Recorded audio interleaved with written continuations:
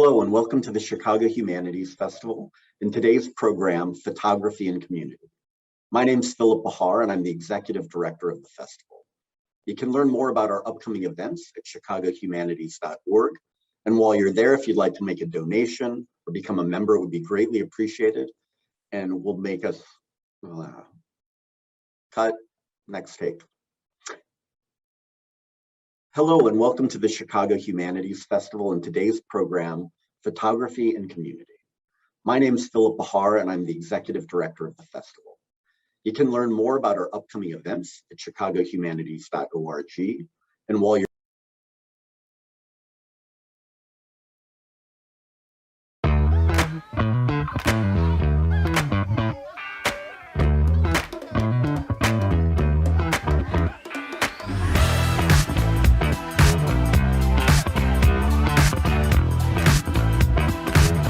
without making it into a sociology text. And also without having the language itself, the actual text, reflect that. So in the book, I call it I say that my prose is like a trauma imaging of the brain. You know, if you were to take one of our brains and do an MRI and then just convey that into a piece of literary journalism, that's what I tried to do. But I also meant, I also mean crazy, not in a mental illness way, but in the way that musicians can be crazy, the way that Mariah Carey's crazy. I sort of meant you have to sort of be counterculture because you really can't have policy people or immigration lawyers tell the story of people that by definition make their lives in a country where their existences are against the law. That seemed kind of that should stop, Yeah. So one of the ways I guess one of the ways that your aesthetic choices become visible is, this is a non-traditional nonfiction book or creative nonfiction. And can you talk about some of the decisions you made and how you wove these stories, and in particular, how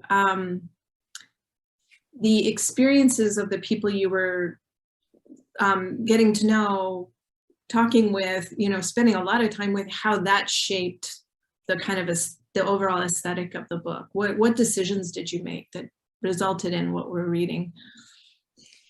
I realized that so much of it is the choice of the people who are writing these stories down. My partner is a professor but comes from a family of artists, and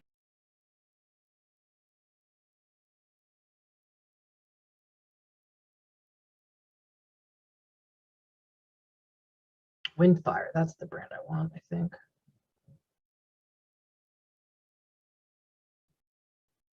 This has clip. Windfire, that's the, I don't want to charge that.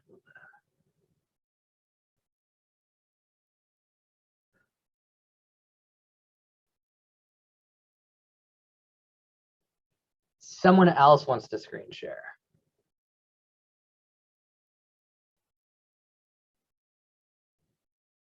Yeah.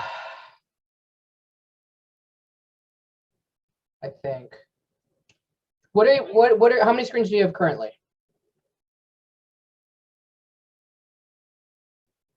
Okay.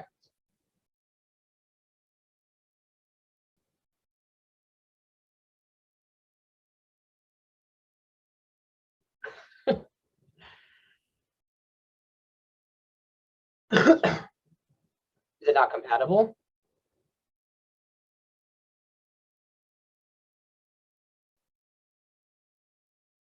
Mm-hmm.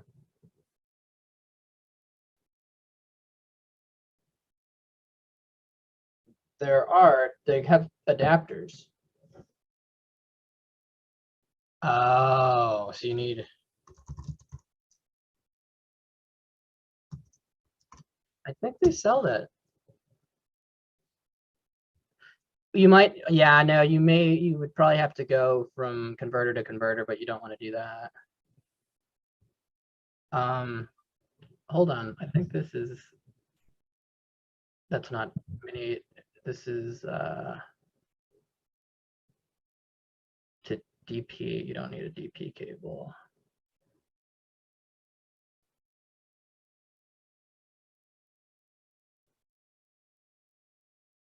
Okay.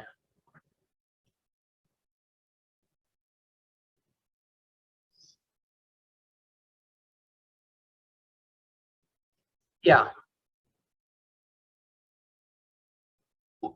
What I would say, right, is, okay, so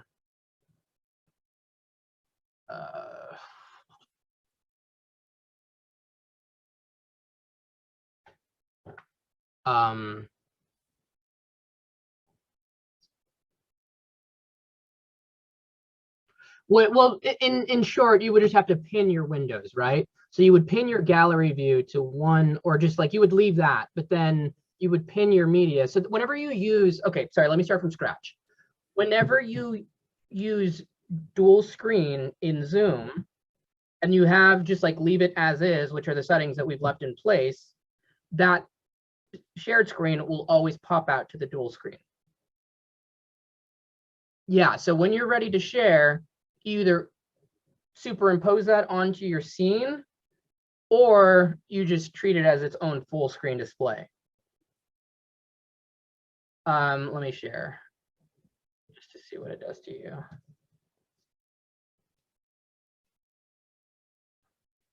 So, I mean, it really is that easy, as long as you have kind of that pulled up, and you don't need to land on that immediate, the transition doesn't have to be seamless. You're like, okay, I'm gonna go ahead and pull up an image. They pull it up. The audience doesn't see your two screens, right? So you just go to that scene whenever you're prepared to. So it might be a second or two until you're ready to go, but it'll always stay on that aux screen.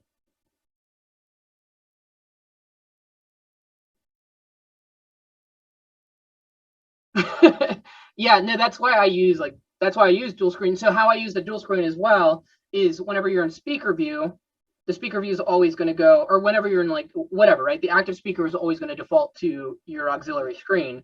So I don't do like crops, and I know that there's a better way to do it. It's just, I just know I can display in high quality, high definition on my auxiliary screen. So I kind of just treat that as my speaker grab.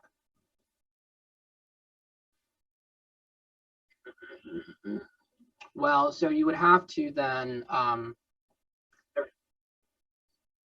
no. So whenever you share, like go to your Zoom and hit share screen, share sound and optimize for video clip. But if all you're doing is sharing audio, then all you got to do is share sound.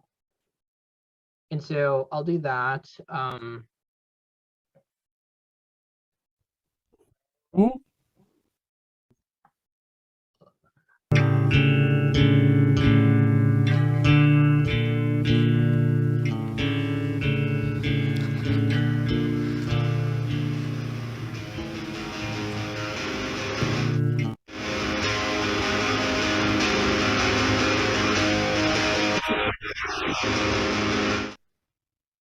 Yeah. And so, I mean, that should have sounded pretty good, right?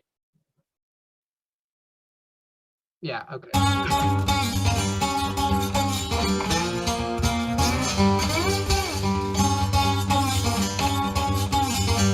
Yeah, as long as that is, I mean, that's a good indication. If that didn't sound like garbage, then it's coming through. So as long as that is selected and optimized for, it doesn't even matter. If they're not sharing video, just make sure that they're selecting share sound. But if they are sharing video, they have to share optimize for video. If you click optimize for video, it will by default share your sound as well. And then there's another feature here where you can turn on original sound. And that should just give you, I think it's just like a gain boost. I'm not really sure what it does. Interesting, okay. I used to have it enabled. I don't know why I turned it off. Wait, weird. You are coming through my left only. Mm. Oh, no. So that I think is if you turn on yours, it impacts how the sound comes through. So whenever I turn on original sound for you, you are defaulted to my left channel, channel 1. But then when I turn it off, you come through mono from both. So if I think that's what it is. It's for like if you wanted to listen to stereo properly, then you have to have original sound on. Otherwise, it's going to send a mono signal to both speakers. Speaking of which, do you have a need for speakers? Okay. I got some caps that I'm trying to get rid of. They sound great, but I ended up I got like $1,400 pair of speakers for $200. So I'm just kind of sitting on these other speakers, which are great, but I don't need them anymore.